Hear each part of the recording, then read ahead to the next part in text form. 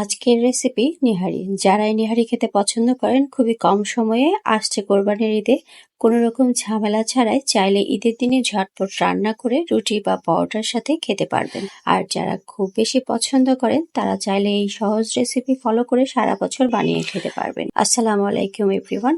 তনিমা তনুস ব্লগে আজকে আপনাদের সাথে নিহারির পুরো রেসিপিটা শেয়ার করব। চলুন মূল রেসিপিতে ফিরে যাই। আমি এখানে 1.5 কেজি পরিমাণ পায়া নিয়েছি, গরুর পায়া। তো এই পায়াগুলোকে আমি বাজার থেকে কেটে নিয়ে এসেছি, যার কারণে এরকম। আর এগুলোকে এখন আমি কুসুম গরম পানির চেয়ে একটু বেশি গরম পানি দিয়ে ধুয়ে পরিষ্কার করে নিচ্ছি।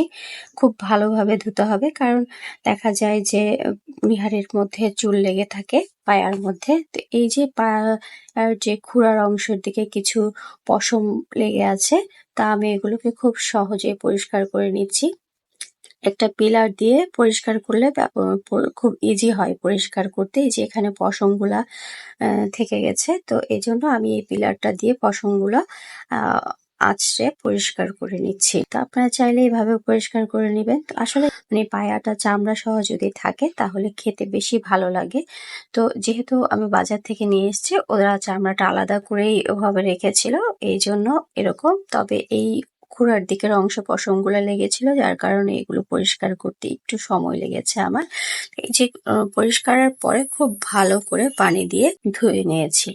তো এই যে এখানে এখন আমি রান্না করতে চলে আসলাম। আজকে আমি পায়ার সাথে গরুর মাথার চামড়া ব্যবহার করব। আপনারা চাইলে গরুর মাংস ব্যবহার করতে পারেন, এতে করে নিহারের টেস্টটা অনেক গুণ বেড়ে যায়। আমি এখানে আজকে গরুর যে মাথার চামড়া আছে সেটা ব্যবহার করছি। এই যে শক্ত, এটা আমি আগে থেকেই পরিষ্কার করে রেখেছিলাম, এই পায়ার সাথে কিনা হয়নি। গরুর এই পায়ার সাথে যদি আপনি গরুর মাংস দিতে পারেন অথবা যে চামড়া যদি দেন, অসম্ভব মজা লাগে নিহারিটা খেতে, খুব নরম নরম হয়। তো আমি এখানে 1 চামচ আদা বাটা, 1 চামচ রসুন বাটা আর 1 চামচ পেঁয়াজ বাটা দিয়ে, তারপরে হচ্ছে গুঁড়া মরিচ 1 চামচ, হলুদ গুঁড়া, মরিচ গুঁড়া আর রাঁধুনি যে মাংসের মশলা সেটাও 1 চামচ দিয়েছি, ধনিয়া গুঁড়া, জিরার গুঁড়া, সব মশলা একসাথে দিয়ে। আর এখানে 1 কাপ পরিমাণ পেঁয়াজ দিয়েছি। এখন হলুদ মরিচ গুঁড়া দিয়ে দিচ্ছি। তো সব মশলা দিয়ে মরিচ গুঁড়া 2 চামচ দিয়েছি। তো এখানে তেজপাতা দিচ্ছি আর হচ্ছে গরম মশলা, এলাচ, কয়েক টুকরা এলাচ, দারচিনি আর এখন লবণ দিচ্ছি। তো তারপরে একটু যেটা অল্প একটু সয়াবিন তেল আর অল্প একটু সরিষার তেল দিচ্ছি। আপনারা চাইলে তেলটা স্কিপ করতে পারেন, কারণ আসলে নেহারিতে তেল না দিলেও চলে, কারণ নেহারিতে প্রচুর পরিমাণে চর্বি এবং তেল থাকে। তো আমি এখানে গরম পানি দিচ্ছি, গরম পানি দিয়ে ধুয়ে হাতটা একটু ধুয়ে দিয়ে দিলাম। নেহারিতে প্রথমে আমি অনেক বেশি পানি দিব না, অল্প পানি দিয়ে নেহারিটাকে কষিয়ে নেব খুব ভালোভাবে 20 মিনিটের মতো। যেহেতু নেহারিটা আজকে আমি প্রেসার কুকারে রান্না করছি, তাই শুরুতেই আমি প্রেসার কুকারের ঢাকনা লাগিয়ে দিব না।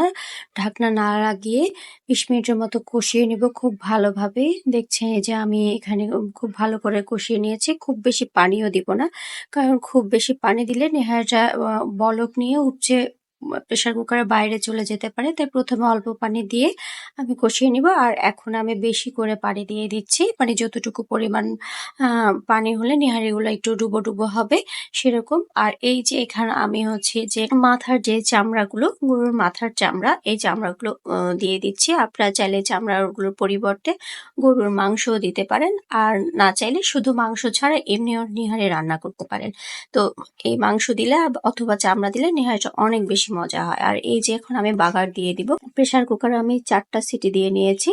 আর এখানে কয়েকটা শুকনা মরিচ, রসুন আর পেঁয়াজ দিয়ে পেঁয়াজগুলোকে একটু লাল লাল করে ভেজে নিয়েছি। যখন পেঁয়াজগুলো লাল লাল হয়ে আসবে তখন আমি এখানে একটু ঘি দিয়ে দিয়েছি। আসলে ঘিটা দিলে রেস্টুরেন্ট স্টাইলে মানে ফ্লেভারটা আসে, তো এই জন্য আমি এখানে ঘি দিয়েছি। আপনারা চাইলে ঘিটা স্কিপও করতে পারেন। এই তো আমার নিহারি রান্নার লুক দেখেন, কালারটা কত সুন্দর হয়েছে আর খেতেও কিন্তু দারুণ মজার হয়েছিল। আর আপনারা চাইলেই কিন্তু এই ঈদে, কোরবানির ঈদে, ঈদের দিনই ঝটপট 1 ঘন্টার মধ্যে এই নিহারিটা রান্না করে পরোটা বা রুটির সাথে খেতে পারেন, পরিবারের সবার সাথে উপভোগ করতে পারেন। তো যদি ভিডিওটা ভালো লেগে থাকে অবশ্যই ভিডিওটা শেয়ার করবেন, আর আমার চ্যানেলটা সাবস্ক্রাইব করে আর ফেসবুক পেজটা ফলো দিয়ে পাশে থাকবেন। আজকের ভিডিওটা এখানেই শেষ করছি। আল্লাহ হাফেজ।